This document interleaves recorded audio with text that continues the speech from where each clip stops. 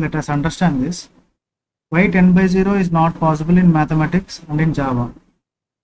Right? Let us analyze this with a few examples. So first, let us understand what would be the value of 10 by 10. The answer is going to be 1. Right? If I do the same thing with the 10 by 5, so 10 upon 5, if I do 10 upon 5, it is going to be what? 2. Right? If I do 10 upon 2, it is going to be 5. So if you observe my algorithm, every time I am trying to use the smaller values. As I keep going, I am using the smaller values. So next time if I do 10 upon 1, output is going to be 10. If I do 10 upon 0.5, the output is going to be what? 20. 10 upon 0.25, the output is going to be what? 40. You see that whenever the denominator is decreased, the numerator is, the output is going to be increasing. See? So now we are standing on let us say 10 divided by 0.1. 0.1 is a number that is close to 0, right? Output is going to be what? 100.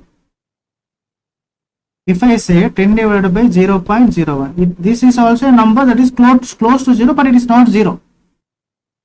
Output is going to be what? 1000.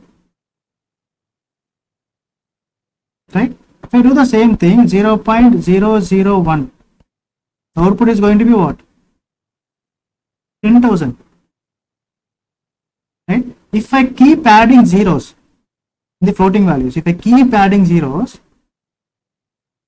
and if I place a 1 at the last, still it is not a 0.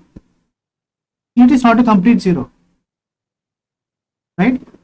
But the value is going to be, if I divide 10 divided by, if I use this number, the value is going to be very huge. Right? But still it is not a 0. So if I want to divide it with absolute 0 in the sense it should be complete 0. Until and unless it is reaching complete 0, I can able to divide this number with all the possible combinations. What are the possible combinations? Possible combinations are what? 0.0000, it keeps going. This 1 will be never ending. If you keep decreasing the value, this 1 will never be ending. It will be going, it will be keep going, but still it is not 0. Right? If you put 0.000 and if you add 1 crore zeros, and at last you are putting 1. If you ask me whether this number is larger or 0 is larger, so this is a number that is larger. Still it is not 0, but it is close to 0, but we have a value for this. Definitely there will be a value, but the value is going to be very huge. Right? If you keep dividing like that, and if at one stage, right, the chances of dividing it by complete 0 or absolute 0 is not possible. Because if you are performing any number upon division operation on 0, if you take any number upon 0, it means this 0 is nothing but it's an infinity. There is no value for this. No value in the sense, the value is going to be very large. Very large in the sense, if you perform the output, we do not have any resources to handle that value. What do you mean? What do I mean by that? Means you can handle this. 1 can be stored, 2 can be stored, 5 can be stored, 10 can be stored, 20 can be stored, 40 can be stored, and 1000 can be stored. At one point of time, the answer that we are getting is going to be an infinity. This infinity will happen only if we perform the division operation upon any number, upon 0 by using any number.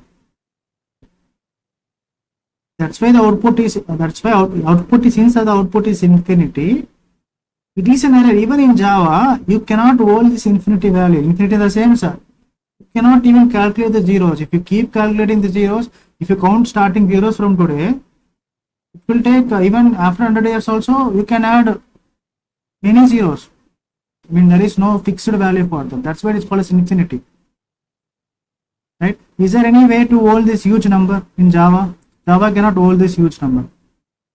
That's why Java is throwing an exception. Java says Java is not able to handle this. Division by zero is something that not only Java, even humans, even mathematics, no, there is no fixed any system, any computer, any supercomputers. There is nothing in this universe that can handle this number, because the number is going to be very huge. Infinity is something uncountable, unimaginable, unobservable. You can also say unorganized, right? That's why in Java it is giving an exception, right? This is why we get error, because the number after division, the number that we are going to get is going to be very huge, and it cannot be counted, or it cannot be calculated, and it cannot be used. We cannot use any devices to store that number, because the number is going to be such a huge number that cannot be stored. It is not possible practically. Right? If anyone is asking you this question in the interview, you should be capable enough to answer like this. You cannot say because it is error, because it is we cannot divide it by zero. In calculator it is giving this. That's why it is not possible. You cannot give this answers. This is how you have to answer them. Right? This is the checked exception that we are talking about. So this is the for example, if you take this, there are low chances. Developers, they know, they don't give this kind of inputs. The chances are very low. That's why compiler will not check. It will not check this. It will say, okay, it is okay, it is okay, it is okay, it is okay. It will give clearance. Right? After clearance, in the runtime, the exception will happen. Right? Like the mom is giving clearance to the son. Mom is not going to tell the son or tell the student, you make sure that the bomb blast is not occurring around you. That is not something that will be predicted by the mom. Mom is not going to say that. Something that is never going to happen. I mean that's something that has very less chances to happen. Right? So this is called as what? Checked exception. Let me show my previous diagrams. So we have already discussed about errors versus exceptions, right? So in the errors hierarchy, and we have exception hierarchy. So this is what we have discussed. So there is a class called throwable. Right? Under throwable, we have two child classes. One child class is what? Exception. And the second child class is what? Error. Right? If anyone is asking about what are the checked exception, I mean, let us say what are unchecked exception.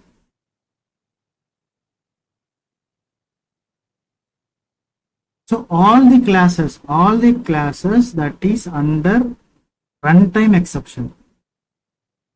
Remember this. All the classes that is falling under runtime exceptions or unchecked exceptions. Right? Remaining classes under the exception hierarchy, the remaining classes are checked exception except this runtime. Tomorrow we will discuss about this very briefly, but this is the understanding that you require. So what are the unchecked exceptions? All the classes that is falling under runtime exceptions. So there is a gap here. That's what. All the exception that is falling under runtime exception. Even runtime exception is a class. It is an unchecked. So under this we have many classes like arithmetic exception. We have string index out of bound, array index out of bound, and we have things like that. If null pointer exception. These are unchecked exceptions. Apart from this, all the other exceptions under the exception class are checked exceptions. Tomorrow we will see what is partially checked and what is fully checked exceptions. Right? Now